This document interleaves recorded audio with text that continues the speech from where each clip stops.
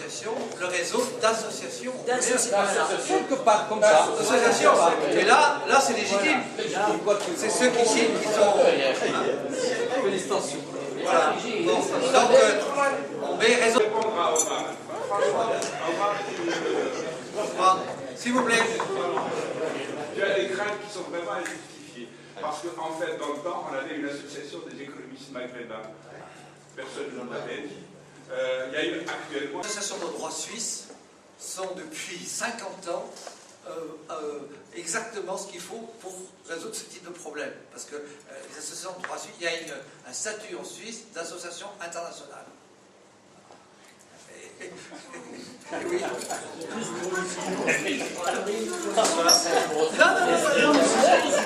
Bon, allez, j'ai refermé la parenthèse et j'ai remis mon tablier. De l'animation, et là il ne s'agit pas simplement donc de gestion et de régulation sur les territoires, il s'agit aussi de savoir mener la concertation et fédérer l'ensemble de ceux qui peuvent être partie prenante, les forces vives des territoires concernés. Définition encore de stratégie, et en insistant bien sur le fait qu'il s'agit de stratégie globale, avec donc un périmètre, des partenariats et des projets articulés les uns les autres, et ce qui renvoie d'ailleurs à cette notion de diagnostic. Et puis, à partir de là, donc, on a travaillé sur l'élaboration de diagnostics partagés, donc, et avec ce que ça suppose, et en étant assez précis sur le calendrier, il a été entendu que ce sur quoi la réflexion, les propositions portées, devait être fait dans les 3 ans, que ce n'était pas des idées en l'air, ce n'était pas non plus forcément quelque chose qui pouvait être fait dans l'instant, mais c'était un programme dans un espace-temps de 3 ans.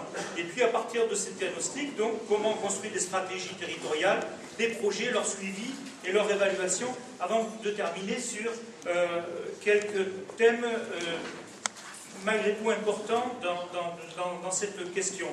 Alors, volonté de se connaître déjà, tout simplement, pour pouvoir que chacun puisse répondre aux questions, qui fait quoi, qui fait comment, et quels résultats ça donne. Hein, que ça permette de poser les bases d'un réseau de solidarité, d'entraide, de conseils mutuels, ce qui est paru extrêmement important. Et donc, quels sont les moyens nécessaires qu'il s'agit de mettre en œuvre pour qu'on puisse mieux se connaître? Déjà, donc, des phrases qui sont ressorties, c'est par exemple tout réseau qui réussit est un réseau où on se connaît, et même est ajouté où on s'aime, et ce qui suppose donc de se rendre visite. Et alors, ces visites, il y a eu des questions pour savoir comment on les organisait. Est-ce qu'il s'agissait forcément de séminaires importants comme ça, ou est-ce que ça pouvait être aussi des accueils beaucoup plus restreints de délégations qui venaient se fondre? Est-ce qu'il s'agissait donc d'organiser des mostras, ou est-ce qu'il s'agissait de se fondre pour de l'observation participant, y compris donc dans des galles au nord? Et la réponse a été, il faut les deux, mais il faut notamment ça pour justement pouvoir suivre le travail au quotidien de territoires organisés.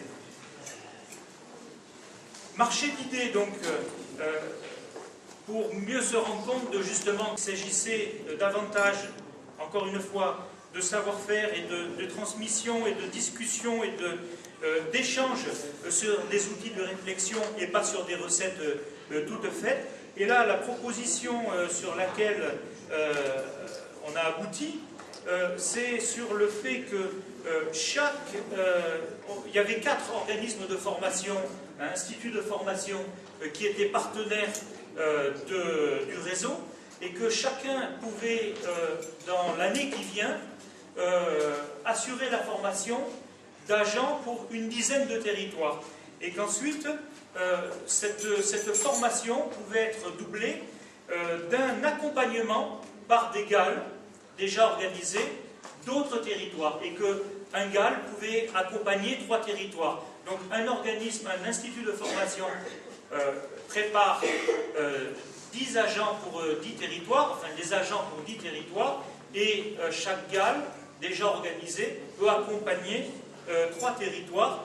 Donc par exemple, pour ce qui est de l'accompagnement des GAL, là aussi, si je traduis bien, 3 sessions de 3 jours dans l'année. Et ça donc, il a beaucoup été insisté pour dire que c'était dans le cadre d'un bénéfice mutuel, parce que le fait pour un GAL de venir comme ça accompagner, ça obligeait à se reposer un certain nombre de questions qu'on avait peut-être oubliées, et qui amènerait les GAL déjà organisés à au-delà de ce qu'on appelait le bloc élaboration diagnostic, élaboration stratégie. Il y avait un deuxième bloc qui était sur l'élaboration des projets, leur suivi, des indicateurs d'impact qui étaient à définir d'entrée de jeu, avec une méthode qui était à définir également de manière globale.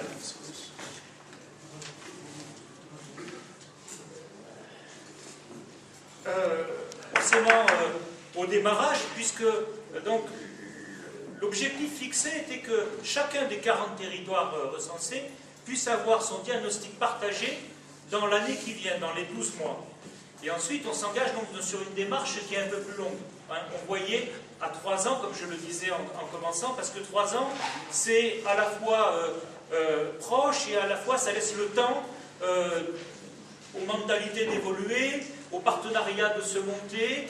On est dans un espace-temps raisonnable pour la programmation de démarches territoriales. Et donc c'est dans cet espace-temps qu'ont été envisagés aussi la réalisation de séminaires thématiques, avec 4 thèmes déjà identifiés, mais laissant la porte ouverte à d'autres propositions qui pourraient émerger maintenant, mais même au-delà, au fur et à mesure de l'élaboration des diagnostics partagés, des projets globaux de territoire.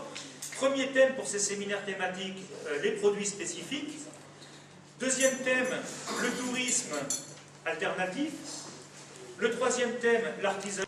Donc, autre point, tout à l'heure en commençant, je disais qu'il y avait cette notion donc, de centre de ressources, qui est malgré tout fondamentale, qui a été reconnue comme telle, pour tout ce qui est documentation tenue à jour, donc accessible et actualisée.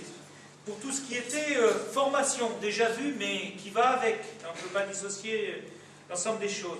Et pour tout ce qui était service, de manière large, services intellectuels et services matériels, qui pouvaient être envisagés avec les instituts de formation déjà cités tout à l'heure, dans le cadre de conventions à établir, qui précisent, et y compris sur des aspects, des services très très pratiques, matériels, comme l'impression, la diffusion, et puis bien sûr le secrétariat. Et dernier point qui est resté encore plus en activité de plaidoyer ou de lobbying, avec la question qui reste ouverte, est-ce que c'est pour tout de suite? Est-ce qu'il ne faut pas attendre un petit peu qu'il y ait une structuration d'ensemble plus développée? Bon, la question est posée parce qu'il s'agit d'une activité à part entière et qui suppose justement qu'il y ait du